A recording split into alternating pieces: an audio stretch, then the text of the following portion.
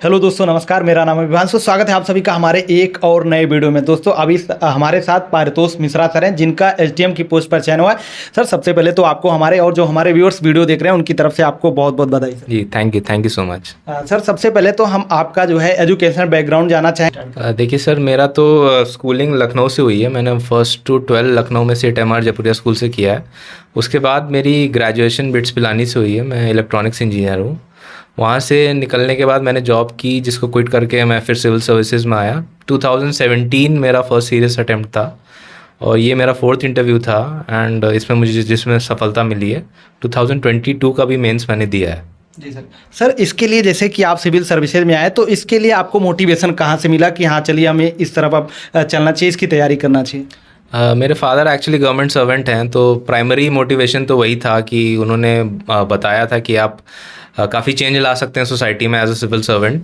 तो primary motivation यही था। प्लस मेरा एक अच्छा दोस्त है, he is from PCS 2015 batch, assistant commissioner GST हैं अभी। तो एक सेकेंडरी मोटिवेशन के तौर पे उन्होंने भी काफ़ी प्रोत्साहन दिया मुझे कि आप कर सकते हैं। तो यही दो मेरे मेन फैक्टर्स थे मोटिवेशन के तौर पे, जो मैं तैयारी की फेज़ में आया। जी सर, जैसा कि अभी आप बता रहे हैं कि आपका इस बार चौथा इंटरव्यू था, तो क्या आपका चौथा अटेम्प्ट भी था? नहीं, मेरा ये चौथा अटेम्प्ट नहीं था। मैंने बताया जैसे कि 2017 was my first serious attempt. उसके पहले मैंने नॉन सीरियसली अटेम्प्ट दिए थे जिनमें मेरा नहीं हुआ था। और 2018 मेंस में, जिसमें बहुत सारी वैकेंसीज थी, उसमें भी मेरी इंटरव्यू कॉल नहीं हुई थी। तो एक तरह से ये मेरा चौथा अटेम्प्ट नहीं था, मेरा या 5वां या 6ठा अटेम्प्ट होगा। लेकिन इंटरव्यू के लिए चौथा अटेम्प्ट था? जी, इंटरव्यू के लिए मेरा चौथा अटेम्प्ट था ये। दोस्तों, IAS अधिकारी बनने की यात्रा बहुत ही लंबी और चुनौतीपूर्ण होती है। तो इस लंबी और चुनौतीपूर्ण रास्ते पर केंद्रित रहने के लिए अनअकैडमी ने आप सभी लोग के लिए एक बहुत ही बेहतरीन पहल शुरू की है। दोस्तों, जैसा कि आप सभी लोग जानते हैं कि UPSC प्रीलिम्स के लिए अभी कुछ ही महीने बचे हैं, तो आपको अपनी तैयारी शुरू करने का ये बहुत ही बेहतरीन समय है। बहुत सारे ऐसे UPSC के एस्पिरेंट है जो कि अपनी तैयारी स्टार्ट कर चुके हैं। तो आप में से भी ऐसे बहुत सारे सीरियस एस्पिरेंट है जिनके लिए अनअकैडमी लेकर आया है आरंभ बैच, जो कि इंग्लिश लैंग्वेज का बैच है। और दोस्तों, क्या आप लोग को पता है, इसमें इंडिया के टॉप एजुकेटर जैसे मुनाल पटेल सर, सुदर्शन सर, अंकित सर, अर्जुन गर्ग सर जैसे इंडिया के टॉप एजुकेटर्स के साथ आप लोग को पढ़ने का मौका मिलेगा। और इसके साथ ही साथ दोस्तों, हिंदी माध्यम के स्टूडेंट्स के लिए भी अनअकैडमी एक अमेजिंग बैच लेकर आ रहा है, जिसका नाम लक्ष्य बैच है। यहाँ भी आपको इंडिया के टॉप एजुकेटर्स के साथ पढ़ने का मौका मिलेगा, जिसमें आपका पूरा सिलेबस कवर कराया जाएगा। प्रीलिम्स और मेंस टेस्ट सीरीज भी कराई जाएगी और इसका रिवीजन भी आप लोग को कराया जाएगा। तो दोस्तों, अब आपको अपनी UPSC की तैयारी जल्द शुरू करने के लिए एक कारण भी मिल चुका है, क्योंकि आप सभी लोग को पता है कि आपका प्रीलिम्स का एग्जाम बहुत ही जल्द होने वाला है। कुछ ही महीने अभी आप लोग के लिए बचा है, तो आप बिल्कुल भी इंतजार न करें और आप हमारा कूपन कोड IAS बाबू 10 का इस्तेमाल करके सब्सक्राइब करें, क्योंकि आपके एक ही सब्सक्रिप्शन में सारी सुविधाएं आपको यहां पर प्रोवाइड कराई जाएंगी। 18 महीने के सब्सक्रिप्शन पर भारी छूट का लाभ उठाएं और 40% तक की बचत करें। यदि आप लोग हमारा कूपन कोड IAS बाबू 10 यूज करेंगे तो आप लोग को 10% का एक्स्ट्रा डिस्काउंट भी मिलेगा। तो जाइए जल्दी से ज्वाइन कीजिए। और दोस्तों, Unacademy ultra combat gamified scholarship test भी होने वाला है, जो कि 18 दिसंबर सुबह 11 बजे कराया जाएगा। तो आप लोग इसमें भी इनरोल कर सकते हैं। स्टार्टिंग यदि किसी को स्टार्ट करना तैयारी, तो वो कैसे स्टार्ट करें, कहाँ से स्टार्ट करें? देखिए, स्टार्टिंग के फेज़ में तो सब यही कहते हैं कि बेसिक बुक्स रेफ़र करिए, NCERTs पढ़िए, जैसे हिस्ट्री के लिए स्पेक्ट्रम पढ़िए। लेकिन आपको इन सब करने में भी थोड़ा टाइम लग सकता है एग्ज़ाम, क्योंकि अभी क्या है कि अभी तो आपको थोड़ा टाइम मिला है, लेकिन कभी कभी UPPCS में खासकर होता है कि साइकिल्स इनकी इतनी आसपास होती है कि 6 महीने में दो बार एग्ज़ाम हो जाते हैं। तो आपको स्मार्ट स्टडी करने की ज़रूरत है। आप पहले UPPCS के पेपर्स उठाइए, प्री के, मैं प्री की बात कर रहा हूँ। प्री के पेपर उठाइए, उनका एनालाइज करिए कि किस लेवल के सवाल आ रहे हैं। मैंने जब तैयारी स्टार्ट की थी तो मैंने प्री के पेपर उठाए थे, उनको एनालाइज किया था। उनको फिर मेरे टाइम पे शिल्पी अनसॉल्व बुक आती थी, तब घटनाचक्र पूर्वलोकन का इतना कल्चर नहीं था। तो मैंने वो अनसॉल्व बुक जो है उसके सारे पेपर सॉल्व किए थे। पहले UPPCS में GS मेंस भी ऑब्जेक्टिव ही होता था, आप उनको भी सॉल्व करिए। मतलब लगभग 20 साल के अगर आपने सॉल्व कर लिए तो एक आपका अच्छा क्वेश्चन बैंक तैयार हो जाता है। एंड उन सवालों को खासकर सॉल्व करिए जिन पे आप अटक रहे हैं, जिनको आप पहली बार में हल कर ले रहे हैं। उनके नोट्स बनाने की ज़्यादा ज़रूरत है नहीं, उनके नोट्स ज़रूर बनाइए जिन पे आप अटक रहे हैं। इससे आपका एक बहुत अच्छा क्वेश्चन बैंक तैयार हो जाता है। इसके बाद आप इनको बार बार रिवाइज़ करिए। प्री से खासकर 1.5 महीना पहले आप इनको रिवाइज़ करके फिर स्टैंडर्ड बुक हैं जैसे लक्ष्मीकांत है, इनके सेलेक्टिव चैप्टर्स पढ़िए, देखिए कि कौन से चैप्टर से ज़्यादा सवाल आ रहे हैं। मॉडर्न इंडिया के लिए स्पेक्ट्रम हो गई, लूसेंट में रेफ़र करता हूँ इकोनॉमी एंड साइंस पोर्शन के लिए, काफ़ी हेल्पफुल रहती है। प्लस सबसे कामगर चीज़ जो मुझे लगती है कि आप यूपी पीएससी ने 3-4 साल में जितने भी एग्ज़ाम कराए हैं, I am not talking about only PCS, UP PSC बहुत लेवल के एग्ज़ाम कराता है, सबके आप क्वेश्चन पेपर सॉल्व करिए, उनके नोट्स बनाइए। कभी कभी होता क्या है कि इन एज इट इज़ सवाल रिपीट हो जाते हैं, तो वो आपके लिए काफ़ी हेल्पफुल रहेगा। आपका अगर एक रेडी क्वेश्चन बैंक तैयार होगा, इनको बार बार पढ़िए, इनको आप सॉल्व करिए। प्लस करंट के लिए घटना चक्र आँख वाली आती है, वो तो सभी रेफ़र करते हैं, प्लस मैंने घटना सार भी रेफ़र की थी, दोनों को मैंने कंबाइंड करके पढ़ाई की थी। तो ये इससे आपका प्री मेरे हिसाब से रुकना नहीं चाहिए। तो जैसे कि अभी आप करंट अफेयर बता रहे हैं, तो इसके लिए बहुत सारे लोग पेपर वगैरह भी प्रेफर करते हैं, तो क्या वो चीज़ें आपने की थी या फिर यूट्यूब का हेल्प लिया था? देखिए, एक डेली न्यूज़पेपर पढ़ने की तो आपको आदत डालनी चाहिए, फ्रैंकली मैं बताऊं, क्योंकि वो आपको प्री में नहीं तो मेंस में तो हेल्प करेगा ही कि आपकी कॉम्प्रिहेंशन स्किल्स अच्छी रहेंगी, आप लिखने की शैली आपकी थोड़ी एनहांस होंगी अगर आप न्यूज़पेपर के आर्टिकल्स पढ़ रहे हैं और उनको कोट कर रहे हैं अपने आंसर्स में। न्यूज़पेपर पढ़ते रहिए, हो सके तो एक न्यूज़पेपर के लिए एक फैक्ट शीट बनाइए, अपनी एक सेपरेट कॉपी बनाइए जिसमें आप रिपोर्ट्स एंड डेटाज न्यूज़पेपर से उठा के या किसी मैगजीन से उठा के लिख सकते हैं। मैंने हालांकि ये किया था, तो वो हेल्प करता है। प्लस मैंने एक यूट्यूब का चैनल भी रेफ़र किया था, ओनली आईएएस के नाम से। उसका मैं editorial discussion and prelim booster रोज़ देखता था, तो उसने मेरी काफ़ी हेल्प की प्री एंड मेंस में। तो जैसे कि अभी आप पेपर बता रहे हैं, तो कौन सा पेपर आप प्रेफर करते थे? देखिए, मैं तो इंग्लिश मीडियम से हूँ, तो मैंने तो इंडियन एक्सप्रेस ही प्रेफर किया था, क्योंकि हिंदू मेरे यहाँ रेगुलरली आता नहीं था एंड इंडियन एक्सप्रेस मुझे थोड़ा सही भी लगता था, तो मैंने इंडियन एक्सप्रेस ही प्रेफर किया था। बैलेंस व्यू रहता है थोड़ा इंडियन एक्सप्रेस का।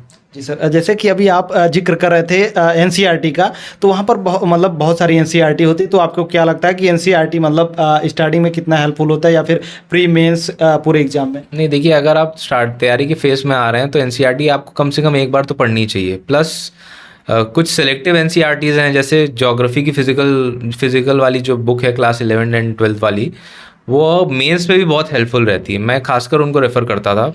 और आर.एस. शर्मा आपकी एनसीईआरटी है जैसे हिस्ट्री की, वो आपको हिस्ट्री पोर्शन में काफ़ी हेल्पफुल रहती है। तो एनसीईआरटी एक बार पढ़ के फिर आप उसकी सेलेक्टिव रीडिंग कर सकते हैं, ज़रूरी नहीं कि हर बार उनको दोहराना ही है आपको। जी सर, उसके बाद सर हम मेंस की तरफ चलेंगे, तो मेंस के लिए आपने खासकर क्या स्ट्रेटजी वगैरह फॉलो की थी? देखिए, मेंस में मैंने, चूँकि मेरा ये चौथा इंटरव्यू था, मैंने बार अपनी कमियों से सीखा थोड़ा, तो मैंने ये पाया कि आपका सिलेबस वाइज आपको तैयारी करना बहुत ज़रूरी है। यूपी पीसीएस में क्या है कि आपके जो सिलेबस में कीवर्ड्स हैं, उनसे एज इट इज़ कभी सवाल आ जाते हैं, तो आपको पूरे सिलेबस पे सारे कीवर्ड्स पे एटलीस्ट कुछ कंटेंट पता होना चाहिए। आप उनके थोड़े सेपरेट नोट्स बना लीजिए, एक पन्ने के आधे पन्ने के, but you should have them ready. कभी क्या होता है कि हमको लगता है ये तो कभी नहीं पूछा गया, लेकिन वो सवाल एज इट इज़ आ जाता है।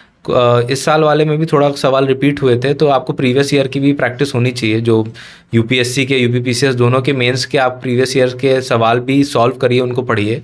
एंड जैसे जीएस 1 की मैं बात करता हूँ, जीएस 1 में जैसे यूपी स्पेशल का पोर्शन है, तो मैंने घटना चक्र कोर फैक्ट्स, परीक्षा वाणी की यूपी स्पेशल रेफ़र की थी, मतलब यूपी स्पेशल पढ़ने के लिए। हिस्ट्री मेरा ऑप्शनल था, तो जीएस 1 में मैंने हिस्ट्री में ज़्यादा ध्यान नहीं दिया था, क्योंकि ऑप्शनली पढ़ रहा था मैं। ज्योग्राफी के लिए physical geography and GC Leong मैंने रेफ़र की थी सेलेक्टिव टॉपिक्स के लिए। जीएस 2 में मैंने दे आईएएस के पॉलिटी एंड आईआर के नोट्स रेफ़र किए थे। लक्ष्मीकांत की मैंने रीडिंग की थी, एंड जो गवर्नेंस के पोर्शन होते हैं जैसे एनजीओ, सेल्फ हेल्प ग्रुप्स, इनके मैंने गूगल या नेट से सर्च करके नोट्स बनाए थे। GS3 आपका सबसे डायनामिक होता है, स्टैटिक उसमें बहुत ही कम होता है। मैंने विजन मेंस 365 के मतलब जितने भी मॉड्यूल्स थे GS3 से रिलेटेड सबको रेफ़र किया था। एंड आईआर के नोट्स मेरे डिज़ास्टर मैनेजमेंट और आईआर के नोट्स मेरे पास दे आईएएस के थे। प्लस अगर आप बुक चाहते हैं तो आईआर की अशोक कुमार की challenges to national security, internal security refer कर सकते हैं। तो इससे आपका GS3 कंपेरेटिवली कवर हो जाएगा। GS4 के लिए मैंने लेक्सिकॉन रेफ़र की थी। लेक्सिकॉन के साथ आप उनको जो डेफिनेशंस हैं, एथिक्स के पेपर में आप कोशिश करिए कि हर डेफिनेशन, हर कीवर्ड के साथ आप एक रियल लाइफ एग्जांपल दें, जिससे थोड़ा आपके आंसर में वेटेज बढ़े। तो एग्जांपल्स आप कहीं भी ऑनलाइन सोशल मीडिया से उठा सकते हैं। प्लस कलाम आईएएस चैनल मैंने रेफ़र किया था, टेलीग्राम चैनल है, या लॉ एक्सीलेंस की PDF मैंने रेफ़र की थी एग्जांपल्स लिखने के लिए GS4 में। जी सर, जैसे कि सर जो आपकी ये पूरी ओवरऑल जर्नी रही है पीसीएस की, तो इसके लिए मतलब आपने कहीं कोचिंग वगैरह की थी या फिर खुद ही तैयारी करते थे? नहीं, मैंने हिस्ट्री ऑप्शनल की कोचिंग ली है दिल्ली में। बालियान हिस्ट्री ऑप्शनल का मैं स्टूडेंट रहा हूँ। प्लस बीच में लॉकडाउन से पहले मैंने दे आईएएस में भी एनरोल किया था, लेकिन मैं ज़्यादा टाइम दे नहीं पाया वहाँ पे। मैंने थोड़ी बहुत ही क्लासेस वहाँ की है, तो मैंने कोचिंग ली है, लेकिन मैंने पूरा सिलेबस नहीं कवर कर पाया था। हालांकि हिस्ट्री का हो गया था मेरा, लेकिन जीएस का पूरा नहीं हो पाया था, जिसको मैंने खुद की सेल्फ स्टडी से सप्लीमेंट किया है। सर जैसे कि आपका ऑप्शनल जो हिस्ट्री रहा है, तो इसके लिए आपने बुक लिस्ट वगैरह क्या चीज़ें फॉलो की थी? देखिए, हिस्ट्री के लिए एक तो मेरे बालियान आईएएस के मतलब हिस्ट्री ऑप्शनल के नोट्स थे, प्लस बुक लिस्ट अगर मैं रेफ़र बताऊं तो जैसे एंशिएंट इंडिया के लिए Upinder Singh and R S Sharma. Upinder Singh की सिलेक्टिव रीडिंग करी है यूपीपीसीएस के लिए। मिडिवल इंडिया के लिए मैंने सतीश चंद्रा ही रेफ़र की थी। मॉडर्न इंडिया के लिए 1757 से 1857 पोर्शन के लिए मैंने ग्रोवर की मॉडर्न इंडिया रेफ़र की थी, एंड उसके बाद मैंने Bipin Chandra and Plassey to partition की सेलेक्टिव रीडिंग की थी। एंड वर्ल्ड हिस्ट्री के लिए मैं कहूँ तो जैन एंड माथुर मैंने रेफ़र की थी। तो ये मेन किताबें मैंने रेफ़र की थी, लेकिन मेरा मेन एम्फेसिस था कि मैं अपने नोट्स को बार बार रिवाइज़ करूँ, जो मेरे कोचिंग के नोट्स थे। जी सर, यूपी स्पेशल के लिए क्या चीज़ें पढ़ सकते हैं?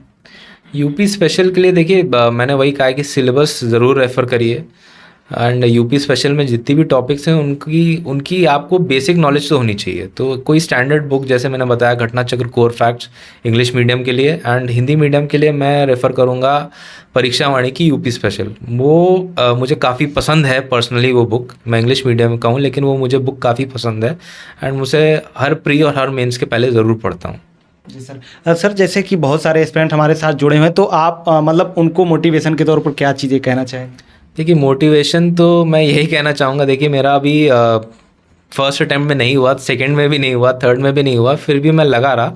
तो कई बार होता क्या है कि हमसे टफ लाइफ जी के भी लोग एग्ज़ाम निकालते हैं, तो हमको इतनी जल्दी गिव अप नहीं करना चाहिए। प्लस ज़रूरी नहीं है कि सबका ही फर्स्ट अटैम्प्ट में हो जाता है। ज़रूरत ये है कि आप होप ना हारिए, अपने आप पे कॉन्फिडेंस रखिए, एंड अपनी कमियां ज़रूर पहचानिए कि उन पे आपको क्योंकि काम करना है, एंड वही आपके इन द एंड हेल्प करेंगी। तो बस यही कहूँगा कि मोटिवेटेड रहिए, निराश मत होइएगा। मैं स्पेशली उन लोग को एड्रेस करना चाहता हूँ जिनका इस बार इस रिज़ल्ट में नहीं हुआ, तो निराश मत होइएगा। मेरा भी नहीं हुआ था, मेरा फोर्थ अटैम्प्ट था ये। तो कोशिश करते रहिए, ज़रूर सफलता मिलेगी। सर आपने अपना बहुत ही कीमती समय दिया, उसके लिए आपका बहुत बहुत धन्यवाद सर। Thank you